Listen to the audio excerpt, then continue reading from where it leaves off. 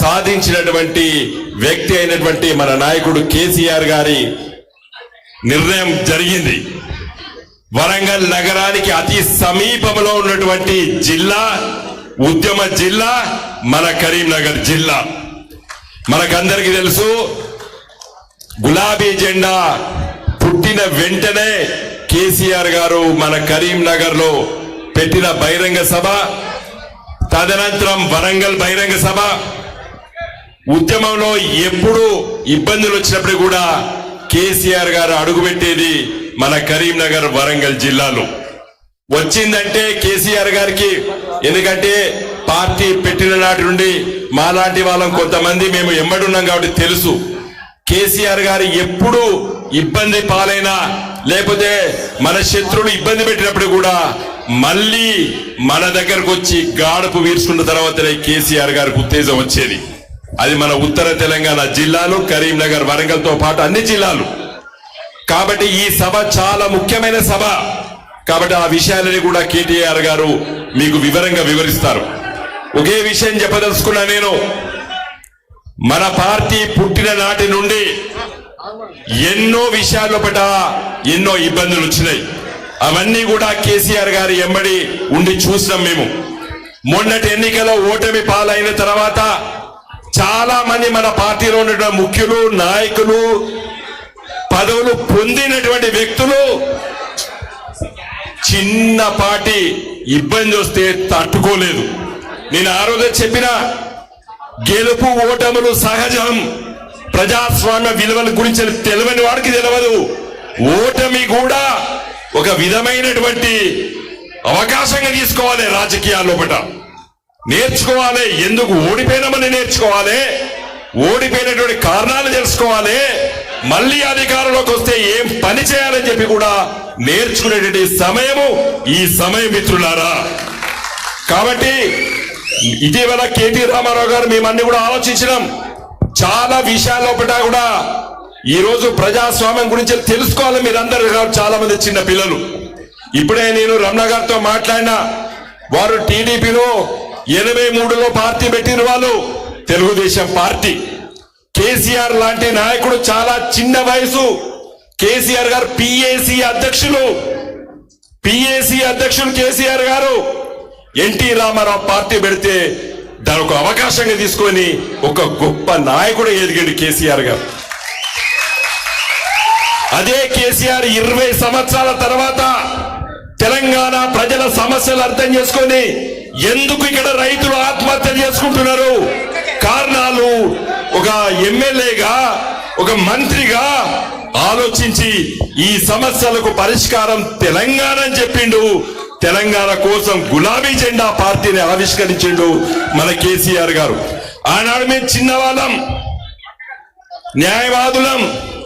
చాలా మంది నాకు 2004లో ఎంపీ టికెట్ ఇస్తే, హరీష్ గారికి సిద్దిపేటలో ఎమ్మెల్యే టికెట్ ఇస్తే, నిరంజన్ రెడ్డి గారికి ఇస్తే, లేకపోతే జగదీష్ రెడ్డి గారికి ఇస్తే, ఈ పిల్లల మాతో పోటీ చేసని చెప్పి కాంగ్రెస్ నాయకులు అనుకున్నారు. కానీ వాళ్ళందరినీ ఓడగొట్టినాం, తెలంగాణ సాధించినాం. చిన్న పిల్లల మేము ఆ రోజు. అదే మొన్న కేసీఆర్ గారితో మాట్లాడితే చెప్పిన నేను, ఎన్టీ రామారావు గారు పార్టీ పెడితే 20 సంవత్సరాల వరకు మీలాంటి కొత్త పిల్లల అధికారంలోకి వచ్చారు. మీరు పార్టీ పెడితే మాలాంటి వాళ్ళము బ్రహ్మాండంగా గెలిచినాం. యూనివర్సిటీ నుండి, హాస్టల్ నుండి డైరెక్ట్ గా పార్లమెంట్ లో అడుగుపెట్టిండు మన సుమన్.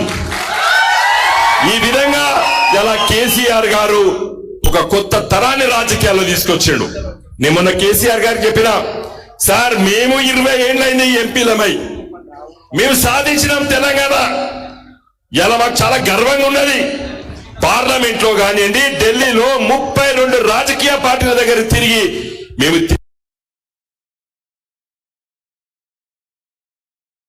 రామారావు గారు మద్రాసులో, చెన్నైలో స్టాలిన్ ముఖ్యమంత్రి ఏర్పాటు చేసిన సమావేశాల్లో పాల్గొన్నాం.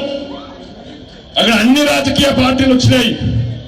చెప్పుకోవడం గర్వంగా అని చెప్పడలే నేను, కానీ చాలా విషయాలు మేము చెప్పిన విషయాలే అక్కడ అన్ని పార్టీలు అంగీకరించింది. ఒక కొత్త తరం దేశాన్ని ఏ విధంగా ముందు తీసుకెళ్లాలని చెప్పి మాట్లాడినాం మేము. శాసనసభలో మొదటిసారి డీలిమిటేషన్ చేసేటప్పుడు ఈసారి ఆలోచించాలి.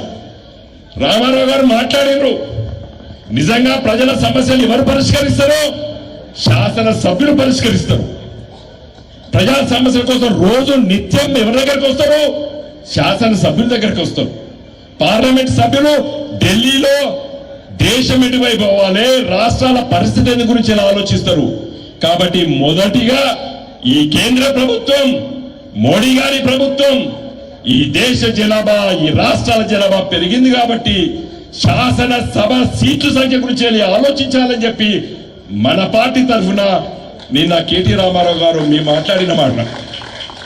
కాబట్టి మిత్రులారా, ఇక్కడ ఉన్నటువంటి వాళ్ళకందరూ కూడా చెప్తున్నా నేను నేను ఎమ్మెల్యే కావచ్చా, నేను ఎంపీ కావచ్చా అని అనుకోకండి. మహిళా సోదరులు ఉన్నారు ఇక్కడ.